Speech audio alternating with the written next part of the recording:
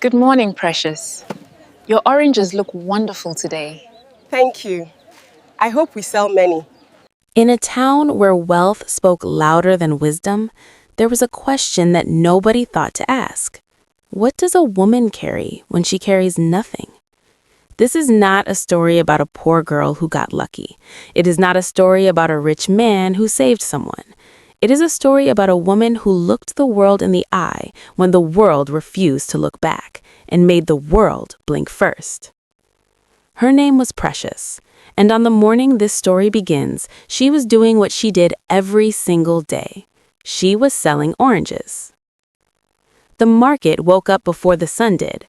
By the time pale light was just beginning to bleed through the Harmattan haze, the women were already there, setting out their wares, spreading their cloths, arranging their fruits with the kind of care that people who have little learn to give everything. Precious's stall was near the eastern entrance, the one closest to the road that led out of town. It was not the best position, not near the butchers where the traffic was heaviest, not near the cloth sellers where the wealthy women lingered, but Precious had learned to work with what she had. She was 22 years old, medium height, lean from hard work, with a face that people described differently depending on when they saw her. In laughter, she was radiant. In concentration, she was formidable. In sadness, which she rarely showed, she was devastatingly human. She had grown up in this market. Her mother had sold here before her, ground nuts and garden eggs and the occasional smoked fish. When her mother's eyes began to fail 3 years ago, Precious had taken over without complaint, without self-pity, and without losing a single customer. In fact, she had gained more. Because Precious had something her mother had never possessed, a mind like a still river that saw everything clearly. She read. This surprised people. In her small wooden box at home, the one she slept beside rather than on, because the mattress had a broken spring that dug into her back, she kept books. Not storybooks, not novels, though she had read a few of those too. She kept books on how businesses worked, on how economies moved, on how people made decisions. She had found most of them discarded, left behind at the school building at the edge of town when a new curriculum came in and the old books were thrown out like yesterday's peelings. She carried those books home one by one. She read them by the light of a kerosene lamp.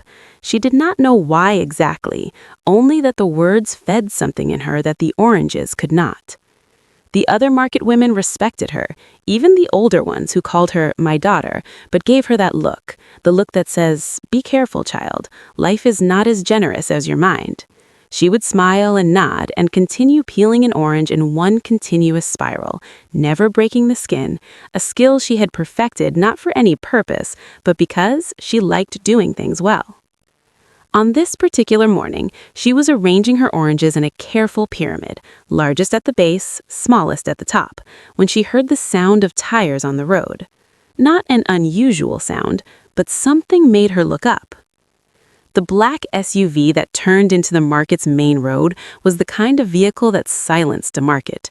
Not loudly, not with drama, just the way a large stone dropped into still water silences it. A ripple, a held breath, then the normal sounds rushing back in. The man who stepped out was named George, and he had been away for 6 years. He was 28, well-built, not from a gym, but from the particular tension of a man who carried a lot and had learned to stand straight under it. He wore simple clothes, dark trousers, a plain white shirt, leather sandals that had been expensive once, but had been worn enough to become comfortable. He had done this deliberately. He did not like being seen before he was ready to be seen. George's father was a chief, whose compound took up the better part of the hill on the north side of town. His mother, Amadi, was the kind of woman who could speak warmth and ice in the same sentence and mean both sincerely. His family had money the way trees have roots, old, unseen, and deeper than anyone thought comfortable to discuss. George had gone to England to study business and built 3 companies by the time he was 28. He had come home now because his mother had called him home, because he was the eldest son, because it was time to marry. He had not wanted to come home with that expectation sitting on him like a yoke. He had learned many things in 6 years abroad, and one of them was this. The women who had been prepared for him, whose families had been quietly consulted, whose beauty had been described in careful terms on the phone, those women had never truly interested him.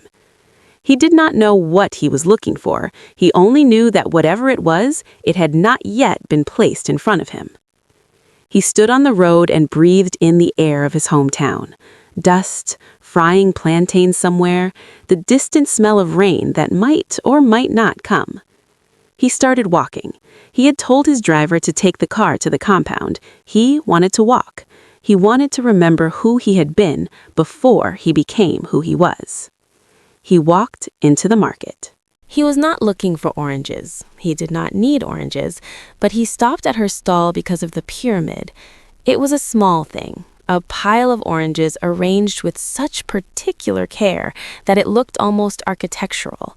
He stood and looked at it for a moment longer than was socially ordinary. "Will you buy one, or will you just admire it?" she said, without looking up. She was writing something in a small notebook, the kind children used for arithmetic. He blinked. "Both," he said. She looked up then. He was a stranger, or rather she could see he was from here, but had been gone a long time, the way you can tell a person has returned from somewhere by the way they look at familiar things as if seeing them for the first time. "Both costs extra," she said. He laughed. It was a real laugh, the kind that surprised him by coming out. "How much for an orange?" 50 naira, but for you, since you're clearly just back and probably spent too long eating foreign food that has no taste, I'll give you 2 for 90. He sat down on the low stool she had set beside her stall for customers, or perhaps for herself, it was hard to tell.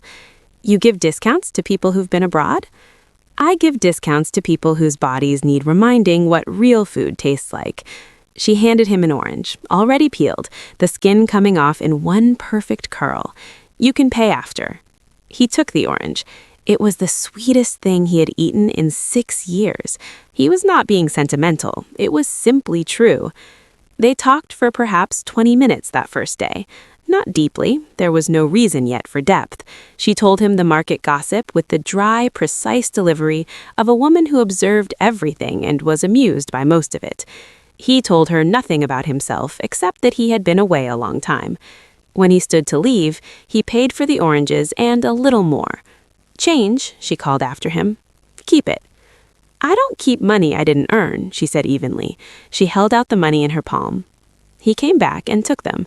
He didn't know why, but this small exchange, her insistence on the right transaction, her refusal to accept what she had not earned, stayed with him all the way up the hill. He came back the next morning, and the morning after that. He came back not just for the oranges, though they were genuinely extraordinary, always ripe, never oversweet, but for the conversation, because Precious talked the way people thought, in layers.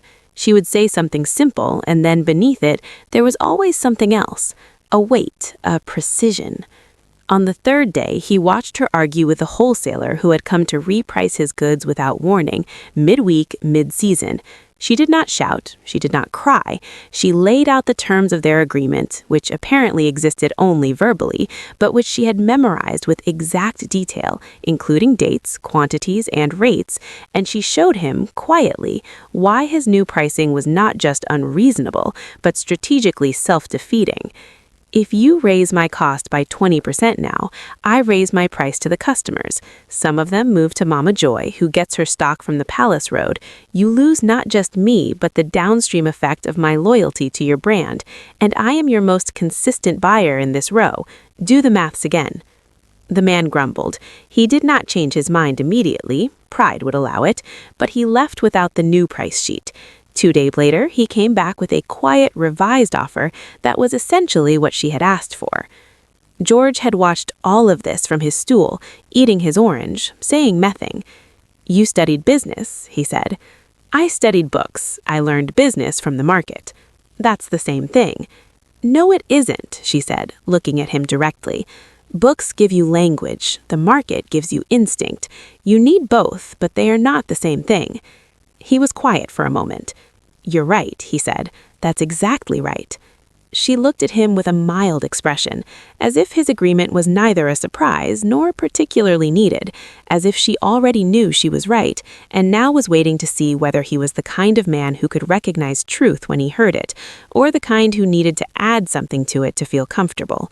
He was quiet. She nodded slightly, almost to herself, and went back to her notebook. He came back every morning. Within 2 weeks, they had talked about the price of imported goods and why it stifled local producers, about a book she had been reading on microfinance, about a memory he had of this same market when he was 7 years old and had lost a 5 naira note and cried for an hour, about whether it was braver to leave home or to stay. She said staying was underrated. He said leaving taught you things you could not unlearn. She said with a small smile, "Then perhaps you shouldn't have come back." He said, "Perhaps I came back for the right reason without knowing what it was." She did not blush. She held his gaze steadily and said, "Then I hope when you find the reason, you have the courage to say so." He told her his name, just his first name, George. She told her hers. They shook hands, formally, as if they were concluding a contract, and perhaps they were. 6 weeks after the day he had first sat on her stool, George told Precious who he was. He did not make a production of it. He simply said, one morning, "My full name is George Williams. My father is Chief William of the North Hill. I own 3 companies. I have been sitting here pretending to be an ordinary man because I wanted to be seen as one before anything else." She looked at him for a long time. The market moved around them, indifferent. "I know," she said. He blinked. "You know?" "The quality of your sandals, the way you speak, the fact that you have been here every morning for 6 weeks and have not once mentioned needing to be somewhere. A man without means does not have that kind of time." She tilted her head slightly. "Also, Mama Joy recognized you in the 2nd week and told me, but I would have known anyway." He stared at her. Then he laughed, the big, surprised laugh she had drawn out of him on the first day. "And you said nothing?" "You weren't ready to say it yourself. I respected that." He looked at her, really looked at her, and said, "Precious, I want to marry you." She did not smile immediately. She considered the words the way she considered a business offer, seriously, without vanity. "On what terms?" she asked. He paused, not because the question startled him, he had learned enough of her to expect it, but because he wanted to answer it properly. "On the terms that you are my equal in every room we enter together, that I will never ask you to make yourself smaller, that your mother will be cared for, that you will never have to sell oranges out of necessity again, unless you choose to." "Unless I choose to," she repeated. She liked that. "And your parents?" A pause, shorter than it should have been, longer than he wanted. "They will come around," he said. She saw the pause. She saw what it meant, but she said with a measured nod, "Then let us begin there." Chief's compound was built in the old way, a wide central courtyard, buildings arranged around it in a hierarchy of importance. The main house was 2 stories with a veranda that looked down on the entrance. Mrs. Williams liked to receive visitors from that veranda. She was on the veranda when George brought Precious. Precious had worn her best cloth, a deep Ankara print in green and gold, well pressed, a simple gold earring in each ear. She looked beautiful in the precise way that needs no assistance. She had carried herself up the hill with the same quiet self-possession she carried every morning into the market. Mrs. Williams looked at her from the veranda with an expression of careful, practiced neutrality that was somehow worse than open contempt. Chief Williams was inside. He came out when they called him. He was a large man who had the quality of someone who had once been impressive and had grown into the memory of it. "This," Mrs. Williams said, after George had made the introduction and Precious had greeted with the full, graceful prostration of a respectful young woman, "is the market girl. Not a question, a category." "Her name is Precious," George said. I heard you. Mrs. Williams looked at her son. George, we need to speak privately. Whatever you need to say, privately. The conversation that followed, which Precious was not part of, but which she heard through the thin wall between the sitting room and the adjoining corridor where she had been left to wait, was clear and direct and brutal in the way that people who consider themselves kind can sometimes be more brutal than those who make no such claim. She is a market seller. This was Mrs. Williams' voice. You have a degree. You have built companies. We have obligations to this family. Your father's colleagues, their daughters, families who understand our level. She understands more than... George, the chief's voice now, slower, heavier. This is not about what she understands. This is about what she represents. This family has a position. Your wife will carry that position. Can a girl who sells oranges carry that? Precious, in the corridor, breathed slowly through her nose. She did not cry. This would surprise people who heard the story later. They would expect tears, shock, humiliation, the collapse of dignity under the weight of that question. But Precious had been spoken about like she was not in the room many times in her life. She had learned something about that kind of pain. It was only unbearable if you agreed with the person causing it. She did not agree. She straightened her back against the wall. She began to think. That night, in her small room, beside her wooden box of books, Precious sat and thought for a long time. George had apologized on the way back, the words falling from him in a rush of shame. She had listened, and then she had said calmly, "Do not apologize for them. They are not wrong about what I am. They are wrong about what it means." He looked at her. "What will you do?" She said, "I will give them a language they already speak, and then I will show them what they have been saying with it." He did not fully understand, but he trusted her. She did not ask him to fight his parents. She did not ask him to choose. She asked him for two things, time and a small fund. Not a gift, a loan. She was specific about this, with a repayment schedule which she wrote out in her notebook on the spot and handed to him. He did not argue.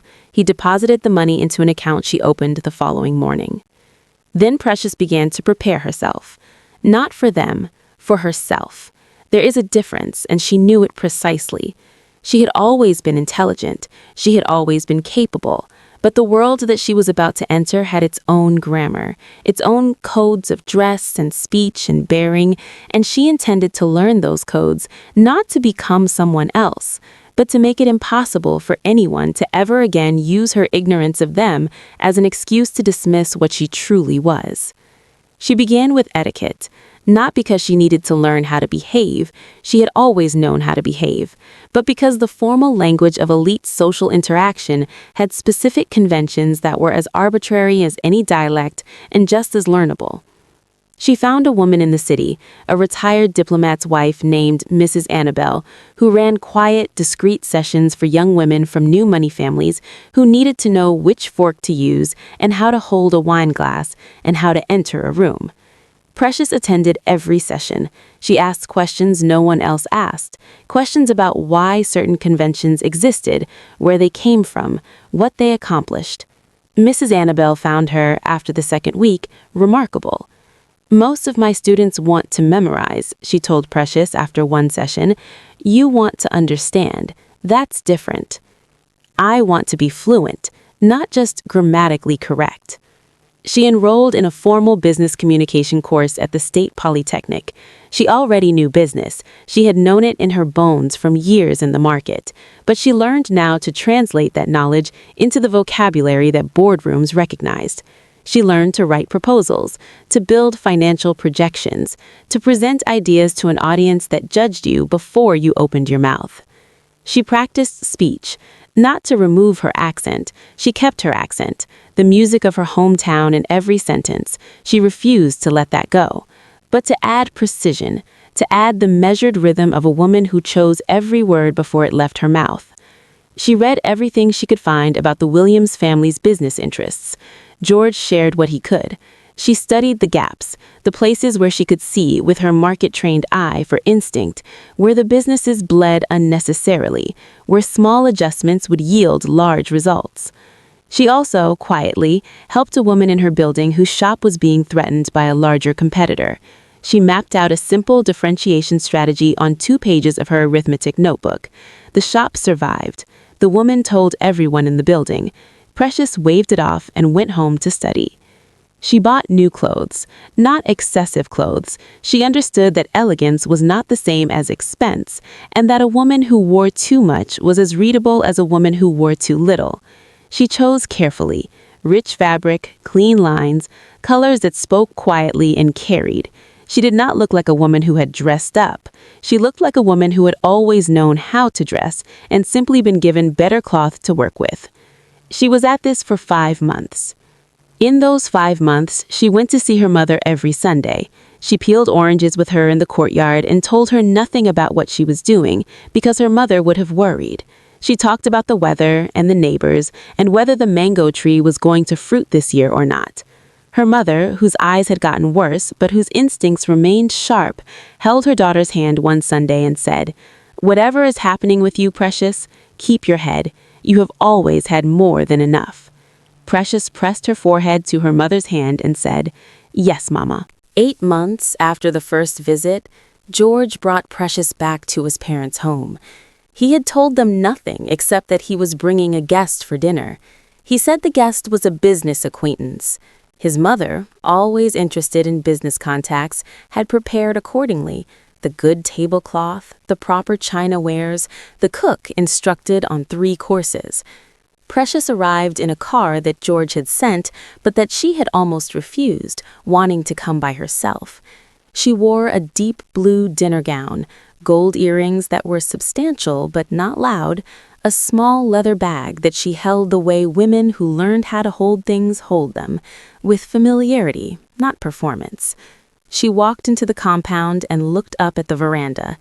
Mrs. Williams was there, and for a moment, just a moment, something crossed the older woman's face that she would not have named, but that was, in fact, the involuntary recalibration of first impression. The dinner began well because Precious made it begin well. She greeted Chief Williams with the particular combination of deference and self-possession that powerful men recognize and respect. She was not nervous, she was simply fully present. She asked him, after the pleasantries, about the land development projects she had heard he was involved in along the river corridor. She had done her research. He looked at her with sharpened attention. "You know about that?" "I read the feasibility report that was published by the State Investment Authority," she said. "I had some thoughts about the revenue projections in Section 4, if you're interested. I think they underestimated the effect of the new river access road by about 30%. The chief put down his fork. She did not press. She changed the subject gracefully, letting the observation land and settle. She talked with Mrs. Williams about textiles. The older woman collected them, and Precious had made it her business to know about that too. She spoke about fabric traditions in the Southeast with both knowledge and genuine feeling because she had grown up with these things, had wrapped her mother in them, had sold beside women whose cloths told stories. By the end of the first course, Mrs. Williams was leaning forward. By the end of the second, Chief Williams had pulled out his notebook to write down one of her observations about the river corridor. By the end of dinner, they were lingering at the table, all of them, in the unhurried way of people who have found an evening unexpectedly richer than they had planned for. Precious went home without revealing herself. George walked her to the car. She looked calm, almost serene. "They don't know," he said quietly. "Not yet," she said. "Are you ready?" She looked at him. "We'll need a little more time," she said. "Let them know me first. Then I will let them know who they know." They married quietly. Not a small wedding, George's family did not do small weddings, but a wedding that Precious had insisted be elegant rather than overwhelming. She oversaw the details herself, to the mild surprise of the wedding planner who was used to brides who deferred everything and then complained about the result. Precious did not complain about results she had shaped herself. Mrs. Williams attended.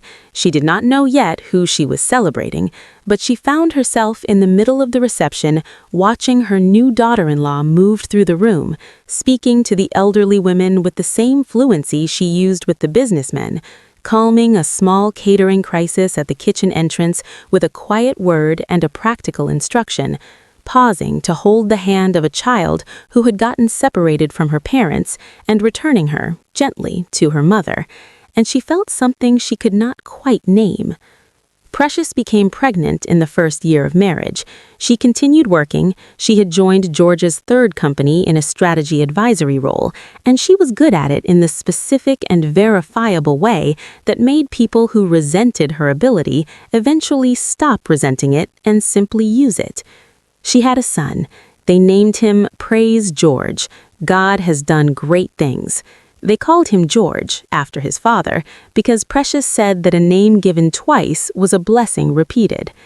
Her mother-in-law loved the child with the simple totality of grandmothers. She came to the house 3 times a week. She and Precious had found over the preceding months a genuine rhythm, not without its tensions, not without its moments of misalignment, but real, negotiated, honest. Precious had never told her who she was. George had not. They had agreed to wait for the right moment. The right moment, Precious had said, was the one that created the most understanding and the least humiliation. The goal, she told George, is not to shame them, it is to show them. There is a difference. The moment came when Praise George was 14 months old at a family gathering that included Chief Williams' extended circle, cousins, elders, longtime family friends. George had organized it under the pretense of a celebration of the child's naming anniversary. The family was assembled. The compound was full of the good noise of people who knew each other well and had come to eat and argue and be together in the way that families who have been families for a long time know how to be. It was then that George stood, asked for quiet, and said, "There is something I want to share with my family." He asked Precious to go inside and change her clothes. She had known this was coming. She had planned for it with the same meticulous care she brought to everything she planned. She went inside. She came back out wearing a simple cotton dress, the same faded prints she had worn when she first went to this compound. Her feet were in the flat rubber slippers she wore in the market. Her hair was wrapped simply, not styled. She carried a small basket of oranges. The gathering went quiet. Mrs. Williams's face changed. It changed the way weather changes. The sky not yet fully different, but the pressure already shifting. She looked at Precious. She looked at her son. She looked at Precious again. George spoke. He told the story simply. The market, the first morning, the pyramid of oranges. He told them how he had sat on her stool for 6 weeks because he had needed to be seen as a man before he was seen as a name. He told them about the proposal and the parents' response. He told them what Precious had done after. He told them what she had not done. She had not begged. She had not raged. She had not given up. She had not become someone else. She had become more fully, more completely, more powerfully herself. And she had then walked back into their lives and made them love what they had once rejected, not knowing they had rejected it. The compound was entirely still. Chief Williams had not moved. His cup was halfway between the table and his mouth and had been for the last minute and a half. Mrs. Williams was looking at Precious with an expression that was hard to read because it contained too many things at once: recognition, shame, wonder, and the particular grief of realizing that you have almost missed something irreplaceable. George sat down, and then Precious spoke. She did not raise her voice. She had learned in her 5 months of preparation that raised voices were for people who were not certain they were being heard. She was certain. The compound was so quiet that a child 3 houses away could have heard her. "I am Precious," she said, "the daughter of Mama Joy, who sold groundnuts in this very market for 30 years before her eyes made it too difficult to see. I grew up in a 1-room house. I learned to read by the light of a kerosene lamp. I have not always eaten well. I have known days that were hard in the way that people who have not known them cannot easily imagine. She paused, not for drama, for breath. I also know how interest rates affect local businesses. I know the difference between a profitable enterprise and a busy one. I know how to enter a room and I know how to leave one. I know how to hold a wine glass and how to hold a child through the night when he has a fever. I know how to love a man who is sometimes wrong and still believe he is trying. I know how to look someone in the face who has dismissed me and find not anger, but clarity. She looked at Mrs. Williams. When you asked whether a market girl could carry the position of this family, you were asking the wrong question. The right question was, has this woman the character to be worthy of your son? Has she the intelligence to contribute to this family? Has she the strength to build something rather than merely enjoy something already built? She held up one of the oranges from her basket. She turned it slowly. The orange does not change what it is because of where it is sold.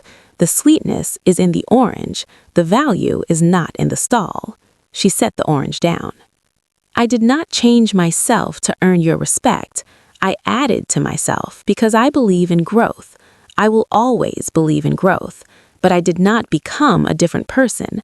I became a more complete one. And if you look back now at the woman who has sat at your table, who has discussed your business, who has given your son a reason to come home, who has put your grandchild in your arms, if you look back at all of that, you will find that it was always this woman, the market seller, who was always enough. She sat down. The compound remained still for a long moment. Then, from somewhere in the gathering, one of the older aunts made a sound, not quite a cry, not quite a laugh, the sound of something releasing that had been held too tightly for too long. Mrs. Williams stood up. She was a proud woman. This was known. She had navigated decades of a certain kind of life with a certain kind of armor, and she did not take it off easily or often. But she walked across the compound, across the space between where she sat and where Precious sat, which was also the space between who she had been and who she was trying to become, and she knelt. Not the formal prostration of deference, the simple lowering of a woman who understands she has been wrong and chooses in this moment to make that understanding physical. "My daughter," she said, "forgive an old woman who looked at the shell and missed the treasure." Precious rose. She took her mother-in-law's hands and lifted her and held them. There is nothing to forgive, only forward to walk. Chief Williams blew his nose very loudly into his handkerchief, which he did every time he was moved and did not wish to be seen to be moved. Nobody mentioned it. The gathering that had come for a naming anniversary celebration became something else that evening, something richer and harder to name, the way the best evenings become things you cannot put a category on. Food was brought out in abundance. Someone found music. The old aunts danced in that particular way of old women who have earned their joy and deploy it without apology. Precious held her son and watched the compound and felt something she had not allowed herself to feel through all the months of preparation, all the careful thinking and strategic patience. She felt simply happy, not the happiness of victory, the happiness of arrival. George sat beside her. He did not say anything for a while. Then he said, "You knew the whole time, didn't you, how it would go?" "I hoped," she said. "I prepared for what I hoped for. That's not the same as knowing." What if they hadn't responded the way they did? She considered this honestly, the way she considered everything honestly. Then I would have known something important about who I was making a life with, and I would have made decisions from that knowledge. He looked at her profile, the particular quality of her attention, the way she looked at things as if genuinely trying to understand them, never just trying to win against them. "You are extraordinary," he said. "I'm practical," she said. And then she smiled, fully and without reservation, the market smile, the real one, the one that made her radiant. Extraordinarily practical. They will tell this story in the market for a long time. They will tell it in the market where Mama Chris will correct anyone who gets the details wrong with the authority of a woman who was there and saw the whole thing. They will tell it at family gatherings where it will grow, as stories do, acquiring small embellishments and losing others until it becomes something between history and folktale. The children will ask for it at night, the way children ask for stories that feel true in their bones, even when they have never lived them. And the mothers and grandmothers and aunts who tell it will always return to the same things. The pyramid of oranges, the girl who read by kerosene light, the months of quiet and deliberate preparation, the orange held up in the open air of the compound. Precious herself will say, when people ask her how she did it, "I knew what I was. I only needed to make sure that they had the vocabulary to know it too." And in that sentence is everything.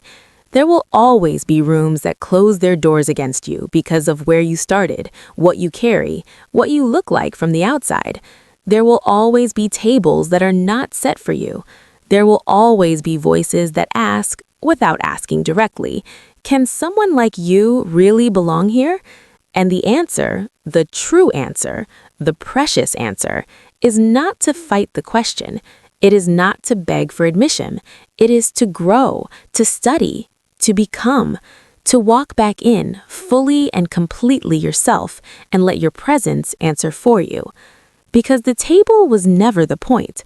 The table was always just wood. What matters is what you bring to it. As the elders say, it is not the bird that sings the loudest that is heard the longest. It is the bird that sings true. Precious sang true, and the forest listened. For in the end, it is not the clothes we wear, but the wisdom we carry that reveals who we truly are.